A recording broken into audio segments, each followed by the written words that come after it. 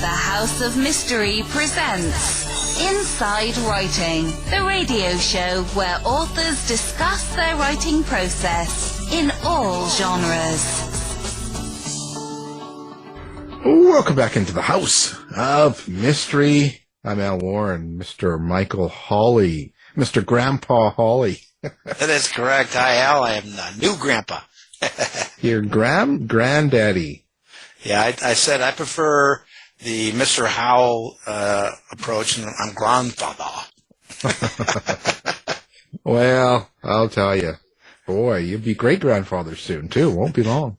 I know, and I'm only 24. Yeah. You keep telling yourself that. You had that same disease that William Hopper had. Your hair turned gray real young. Well, I started counting backwards at 40, so I thought that would be the best thing to do. Yeah, you'll be younger than the grandkids soon.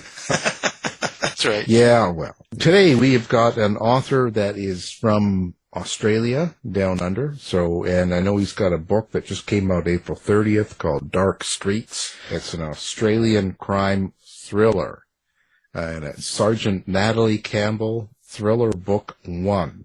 So, Phillip Strang, thank you for being here. My pleasure. Nice speaking with you. Good to speak to you. Phillip, so you've got quite the history here. I didn't realize, but you've written a lot of books. Have you been like have you been like an author your whole life type thing? Have you always known you'd be doing this? Not at all. Not at all. I was basically sort of almost forced into it by my wife and daughter who said after many, many years of traveling to some weird and wonderful and some crazy places that I should sit down and write about my experiences. Well, my experiences are certainly not crime and the police. I have no personal knowledge of either of those. So I initially wrote about places I'd been and characters I'd met and situations that had occurred. But then I got into crime thrillers. That's only, I think that's 8 years ago I started writing. Was there something that gave you confidence to be able to do that, but because to come from something else and just to do writing and to decide to publish it and go for it like what you've done in the last, looks like 8 years is incredible. So was there something that gave you that kind of... I think I always had the confidence that I could do it, primarily because I'd done many other things in my life and been, I had the confidence. I mean, certainly 8 years ago, I didn't have a clue about formatting or the font to use or whatever, but I knew that I could write a story, and I believe I can write entertaining stories. Not great literary works. I'd like to think they were great literary works, but they're entertaining and they draw people in. So I never had qualms about my ability to do it. No, I mean I don't think there's any more I can say. No, I never. If you're going to take on something, you just have to feel ultimate confidence that you can do it. Basically. Right. Well, what makes a good book for you, Bud? So when you're putting together a book or even reading a book, is it the story, the characters? Like what is it that keeps you interested? I think it has to be the story and the characters, and whatever keeps me turning the page. I mean, you start reading a book and you read a book by a well-known author and you read a chapter or two and say, oh no, I don't go with this, and you put it to one side, and another book will draw you on. And you just need to make sure that you can keep people turning those pages. You started, though, with maybe your locations, right? Because you've traveled so much and you had so much to see. So you kind of started your book with where you've traveled? Or did you decide, that's going to just be my backdrop and then I'm just going to go for some of the characters, the people that you've seen? Well, I mean, initially, because as we mentioned before, and I suppose we can mention it here, for about 16 odd years, I was involved in building, I'll say it, for cellular phone networks around the world. People in Australia would say mobile phone networks.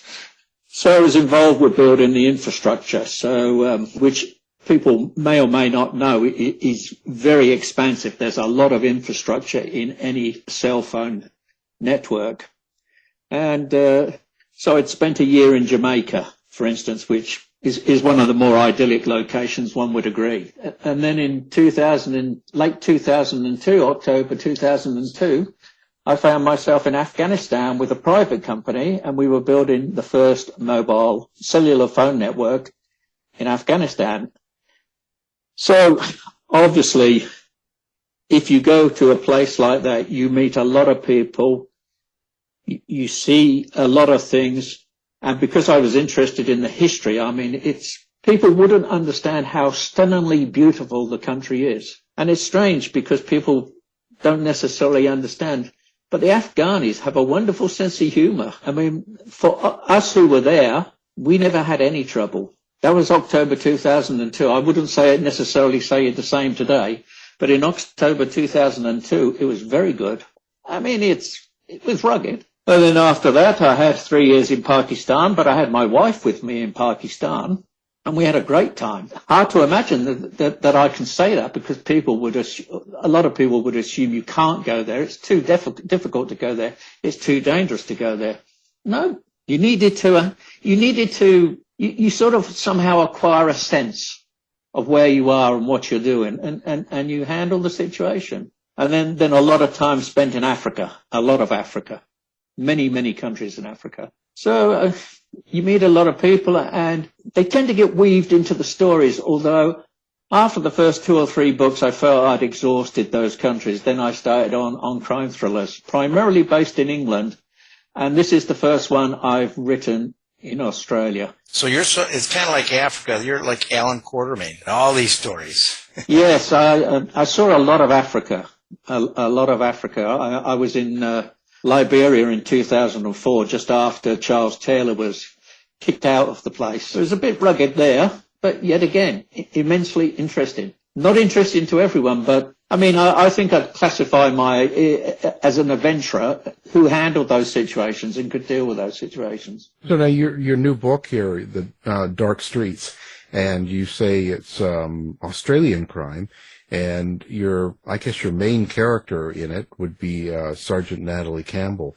How did you come up with that character? Is there someone you drew that off of, or is it just something all imagination for you? I think probably imagination on that. I mean, when I start a book, I decided after I'd written, I think I wrote 2 series. I've written 2 series so far based in England, one in London, and the other series is based in Salisbury. Which is a market town to the west of London. Most people know it because it's close to Stonehenge. I think the lead character in the Salisbury novels, in part, is based on me. The London series, he's a black Jamaican was born in England and grown up in England, who's a detective, chief inspector. I mean, strangely, he's based on someone I knew who I met in Senegal. And he was a Senegalese, but he'd been American educated. He doesn't know the character's based on him. But in the Sydney book, I don't think I've based those on anyone really. I think I just wrote, and the characters evolved. Well, how do you experience your character then? Like when you say you just develop them.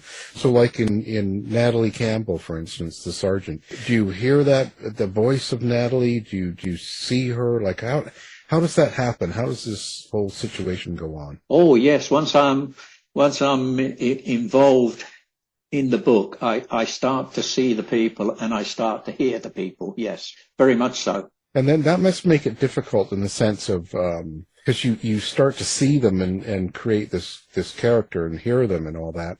How do you decide how they're going to behave, but as the story progresses, or do they sort of take over? I think they take over. I mean, once I find it hard to do it these days. It was easier in the early days, but eventually, if you're writing, you start to get in the zone, and then you become part of that world. I mean, the real world around you tends to move into the background, and you become part of the story, and the story evolves. I certainly had no idea that the sergeant would take a preeminent position over the inspector, a male inspector. I didn't know that. But as I started writing, it tended to move in that direction. Although Sydney was a little different writing in Sydney because I live in Sydney. I mean, I know Sydney better than I know London. So I knew the areas, and I think certain people wove themselves into it. But I can't think particularly which people. So your antagonists, do you have different kind of killers, or is there a particular type of killer that you like? And serial killers, or how? Or all the above? Invariably, in all of my books, there will be more than one murder. There will invariably be one murderer who committed several murders, or there may be two murderers. But I don't set off with any preconceived direction or plan as to how the book will evolve. I basically sit down and I start the book, sometimes with a vague idea of the first chapter, sometimes with no idea, and I basically just start writing away, and then it starts to lead in a particular direction. That's interesting because when Al, he'll ask questions like some authors, they have everything down pat, everything written down, organized, and barely switch and change. It looks like you kind of flow with it. Yes, I mean, there's two ways you can do it. Those who plot extensively, and that's fine, and there's others. There's that terrible word they say for people who just wing it as they start writing, of pantsers, which is a terrible word, really. But anyway, I think I'm certainly the latter. I just start, but once I start to get into it and I start to form characters, I'll just put bullet points at the end of where my writing is, names, unresolved issues, and so on. And I'll write from front to back. I will not chop and change around. And I find that at the end, apart from the editing and the grammar to fix up, there's rarely any continuity issues. And that's true, like if you have a trilogy or if you have the same protagonist throughout, you remember situations and also history within that world, so you don't kind of mess it up. No, I tend not to remember it in as much detail as I should, and I tend not to note. I notice that when I write a second book in a particular series, and I only notice this in editing, that certain character names start to pop up in the next book, and certain phrases and certain situations which I don't want. So I do extensive editing, but I think what's important is to get words on the page. If you get enough words down, then the editing process will resolve any of those issues. And so when you're writing bad characters, the villain, the killer, in the book, is it the same sort of experience as when you're writing the good characters or the people that are, the good people, so to speak, in the book? Do you have the same sort of interaction with your bad characters? I'm not sure. I don't think too deeply about it when I'm writing. I'm writing and they evolve. They tend to be, the good people tend to be different in character as much as the bad people. I'm not sure that's a totally satisfactory answer. I'm trying to think of a better answer to that. Well, do you have any sort of, let's say, do you have any, let's say, negative feelings toward writing a bad, do you have any problems writing a bad character? Not at all. Not at all.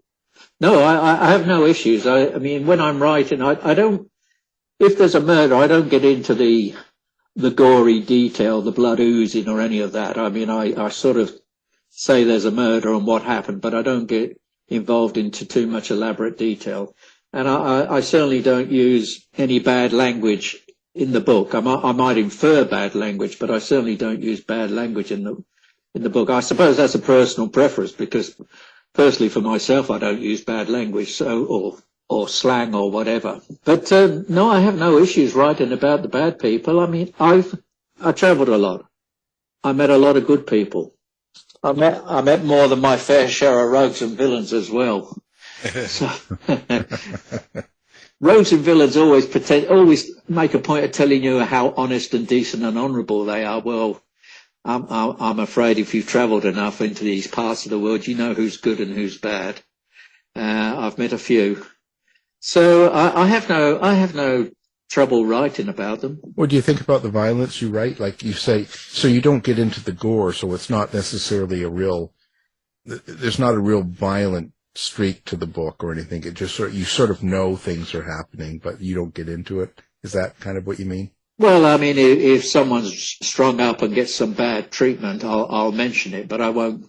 I won't elaborate. So, some authors I've read, some well-known authors, get into it so deep that I don't need to read it. Basically, I read to be. If people are picking up one of my books, they're picking it up to read an entertaining thriller. They want to be entertained. They don't want. They don't necessarily want all the gore thrown in. Yeah. So when it's just an entertainment thriller, do you ever have sort of a meaning or some subtext that you hope readers will take away from a book? I don't think so. I don't see any philosophical side to what I'm writing. I mean, I've certainly read a great deal over the years, and I've read most of the ancient Greek classics, and I've read a lot of the Russian and War and Peace and those sort of books. They have some meaning to them, but I'd like to write the sort of books that you're inferring with some sort of deeper message. My writing hasn't evolved to that stage at this point in time. Yeah, well, I just noticed sometimes when you're writing, sometimes a subtext will come out of it organically without an intention. Like you never put an intention to, this is right and this is wrong or anything like that. But sometimes it just comes out with the story, at how it resolves. That's kind of what I was meaning, probably more than you sitting down and going, I have this point to make. No, I think that what I sit down with a lead characters. Now I intend to write some more in following on with Sergeant Natalie Campbell and her inspector.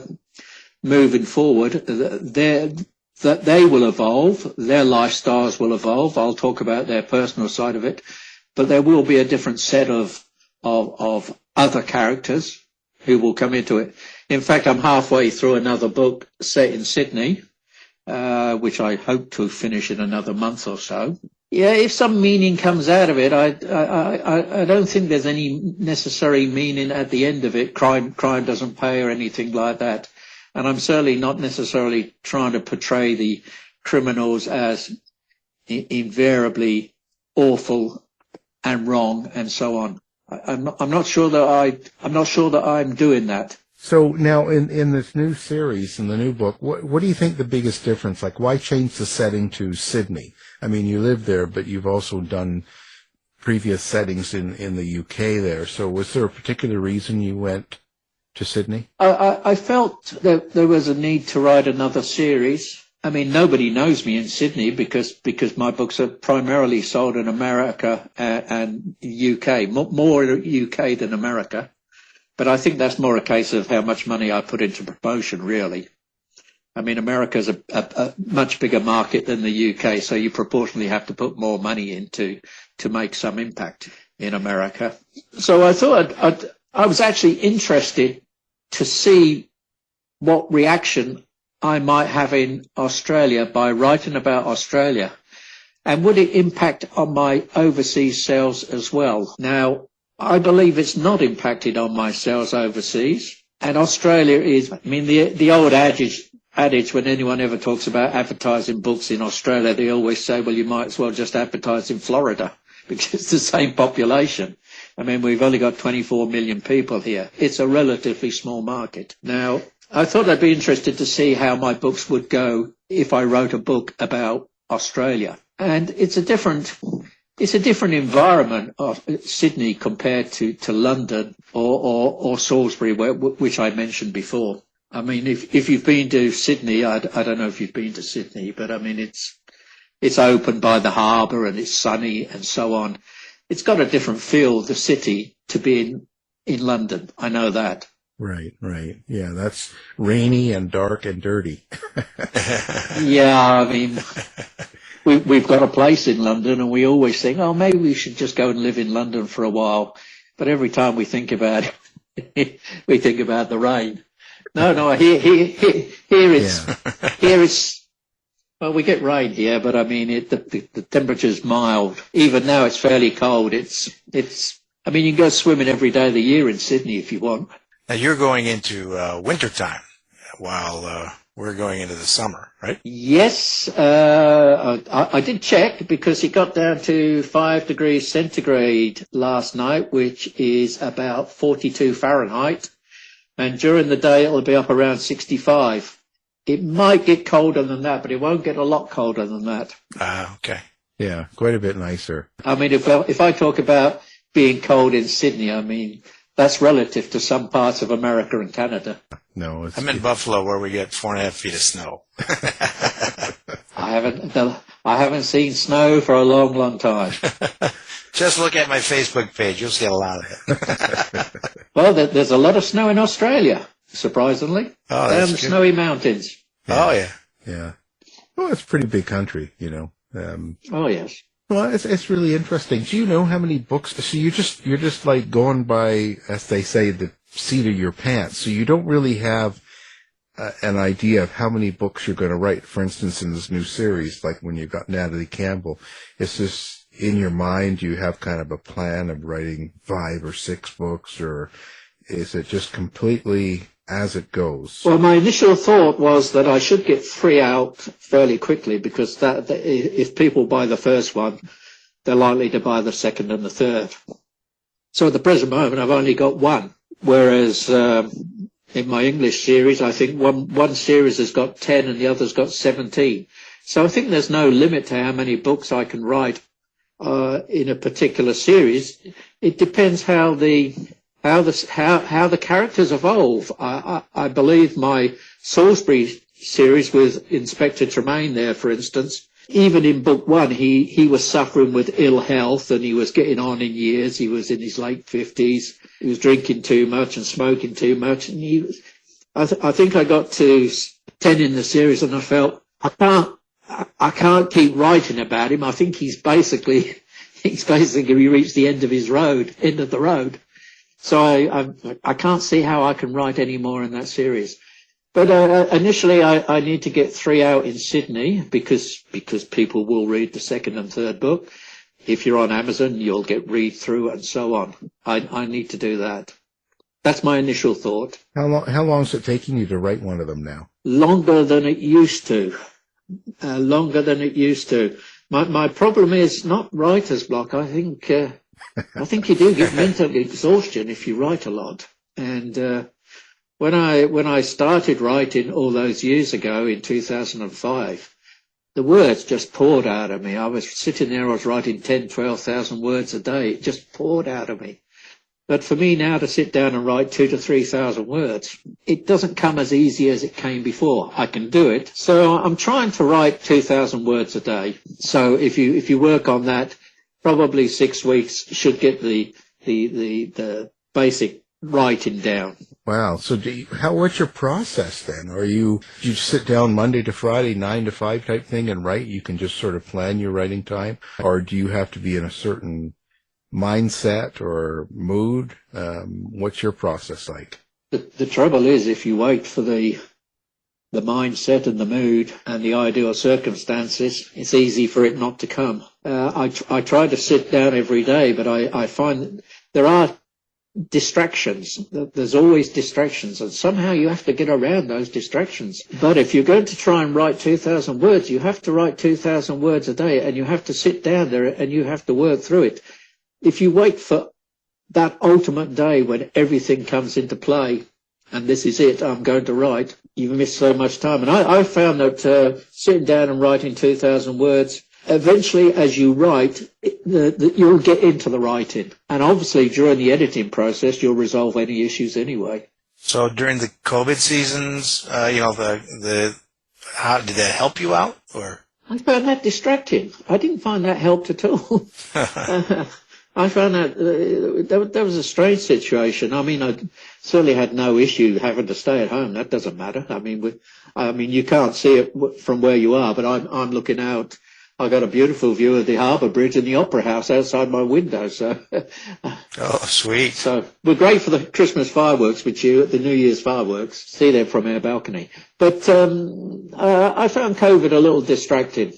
I mean, initially with what was happening with COVID, distracted. I believe I lost momentum during COVID. Yeah, so I think, talking to writers, some have said that, some totally shut down or did not very well in the COVID and all that sort of things. And then others, some of them did extra well. They really did a good writing process through the whole thing. So you just never know, how things are going to affect you. Yeah, do you just spend a lot of time researching any of this stuff? No. No, I did when I was first writing books on Afghanistan and those sort of places. A lot of research. Initially, when I started writing crime thrillers, I did, because I decided I was going to write crime thrillers. I made sure to read all the main writers of crime thrillers, to read some of their books just to get a flavour for it.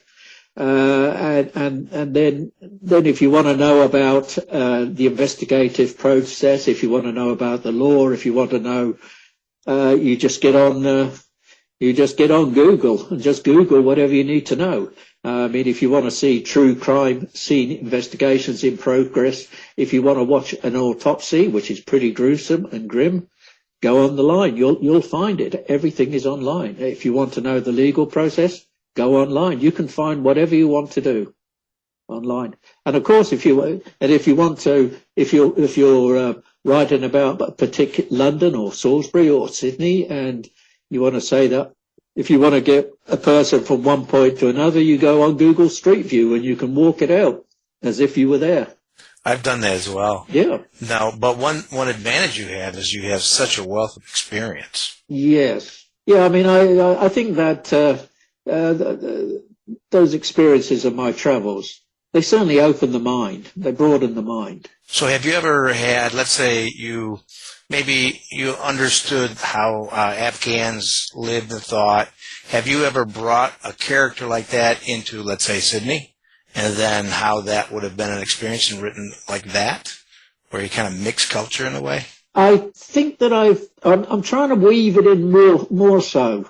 I find that I tend to end up with Anglo-Saxon characters. But I mean, the majority, Sydney's very cosmopolitan. The same as London is cosmopolitan. And so I try to bring those people in. I don't want to get too uptight about ethnic differences and so on. I mean, people are people, good and bad. These factors don't come into it as far as I'm concerned. I mean, my lead chief inspector in London is from Jamaica. So, but yes, I believe they should be brought into it more so. Have you had another experience I had is my editor is more up to date on kind of cultural things, and so while I'm trying to write the word prostitute, she kind of switches it into sex worker. So it's like she's just keeping an eye on me, making sure that I'm up to date. Do you have editors do the same? Well, I have a proofreader in London, but no, she doesn't do that. And I mean, those issues you talk about in the editing process and changing the words and so on, we don't have that in Australia, quite frankly. I mean, we don't have any of those. The excesses that we currently see around the world have not impacted on Sydney. We have none of that. We have none of that tension over here. I mean, I suppose it's here to some extent, but you're not really aware of it here. So if I'm writing, yes, my proofreader in England will correct me on certain words that maybe I shouldn't use, but not very strongly. She certainly picks up on some words that I use, which are Australian and wouldn't be in context in England. Oh yeah, right. What do you give for advice for someone? Let's say someone just wants to be a writer like you. What would you tell them to do? I think it's basically, if you want to write, just write. I mean, write and put words down on the page, get ideas down, move it forward. I suggest reading books in the genre that you're interested in writing about. Just pick the good ones. Don't necessarily, just pick a few of the better name writers, and just read them and then sit down and write. If you want to write, don't worry too much about the formatting. Concern yourself to write with the best grammar that you can. Make sure your spelling's correct. But the editing process should pick most of that up. I mean, it's strange after so many books. I feel I could almost proofread a book myself now. I've picked up so much over the years. Do you like the publishing world the way it is? I guess with Amazon and stuff, do you self-publish all of your books or some of them, or do you go through publishers? What's your process? Well, initially, I did look to go through a publisher, but I mean, these were the early days of writing, and I suspect my writing wasn't up to the standard required anyway. And I got I got a few nice letters back. Thank you very much, but no. Right. Now I've just been self-publishing. I've been exclusive with Amazon up until recent time. I'm considering on going wide, although Amazon is still 90% of the market. Yeah. I have sold the audio rights to 20 of my books to an American company, a reputable American company, which is progressively making them into audio books. But it's strange because they're doing a great job. They paid me for them, of course, so it was all nicely negotiated. But it's strange. I tried to listen to the one based in Salisbury with Inspector Tremaine. I found it difficult because I know how Inspector Tremaine sounds. Oh, yeah. And the guy on the narration didn't sound like Inspector Tremaine. He sounded good, but he's not the Inspector Tremaine in my head. Yeah, that's kind of an issue with it, right? With audio. But I mean, I'm glad they're making the audio books because I could have done it myself and organised someone to do it, but it's a very exhausting program in terms of time, I can imagine, to do that. I did it once, and it took all summer. But I mean, it's kind of even like writing. It's a very, very rewarding. And then my publisher actually took it from me. So, but I mean, in a good way. But yeah, it's a time-consuming thing. Yeah, I really don't want to do that. I mean, in an ideal situation, the problem I have is because I have a technical background, I can do book covers, I can do formatting, I can do Photoshop, I can do the marketing. I really don't want to do any of those. I'd rather just write. And I've tried to find people to do all of those. And I mean, my criteria, if I went to, I've tried this. I've gone to people who said they're Facebook experts or they're this or that. I said, okay, show me where your input will get a result over and above what I'm doing and over and above what you're going to cost me. And invariably, they just come back with the cliched words, but no genuine proof. That's an interesting, yeah. So now, do you have a website and do you have social media that you like to interact with readers on, or how do people find Phillip? Well, I have a website, phillipstrang.com, and I also have Facebook. Now, I sort of interact a little bit on Facebook, but not as much as I should, or just trying to find it now. Phillip Strang Writer, it's called, on Facebook. Great. Now we'll put both those up on our website. So what's up next? You got book 2 of this coming out, or you're finishing it. What else you got planned this year? Well, I've got to about 40,000 words on the second book in Sydney. I found this a couple of times on books that I get halfway through the book and basically all the characters are in place. The murders have been committed and basically the second half of the book is just taking what you've got and then just slowly working through the characters and the evidence, trying to work to a conclusion. And I found I was sort of stuck, I sort of got stuck a little bit on that. So I started on another book based in London with DCI Cook. And yet again, I just started writing, not quite sure where that one was headed. After about 2 paragraphs or so, I basically just seemed to go down like a rabbit's hole there. And basically I had a murder. It had a twist to it. And I've written about 10,000 words on that. So I will get back into the Sydney one in about a week or 2, I imagine. Finish that off, go through the editing process, and I do a lot of self-editing myself, a lot. I probably go through the book countless times before I'm satisfied. I'll send it to the proofreader. They'll come back. Then I'll send it off to an advanced reader group. Some will come back and say, well, great. And others will give me a lot of detail, remarkable amount of detail, which I'm pleased for. And then I'll just carry on and finish the other one in London and probably get around to doing the third one after that. I try to release a book every 3 months. I don't always make it, but I try to release every 3 months because if you're on Amazon, for instance, Amazon has this cliff that if you publish a book, for the first month it's regarded as a new release and it gets a leg up. The second month it's sort of dropping off, and the third month it's on its own. And you just need to keep feeding new books up to it. The most sales I ever had was when I first started crime thrillers and I started to get into it, and I was able to write like crazy. I wish I could do it now, but I can't. I wrote a book a month for 10 months. It's staggering. I can't even think how I did it now. It's impossible to think about it because I just basically switched off from the world and I did it. And then if you keep feeding a book up every month, you can move a lot of numbers on Amazon because you're feeding fresh product. So the easiest way to sell lots of books is to write a book a month. But of course, it's not really easy, is it? Well, fantastic. Okay, so now we'll have your information up, and of course the new book is called Dark Streets, and it's an Australian crime thriller. And our guest is the author of that book and many more. Look him up. It's Phillip Strang. Thank you for being here. Yeah, it's been great. Thanks very much. Nice speaking with you. You've been listening to the House of Mystery radio show. To find out more about our guests, hosts, or show, go to www.houseofmystery.com. Show's over for now. Was it as good for you as it was for me?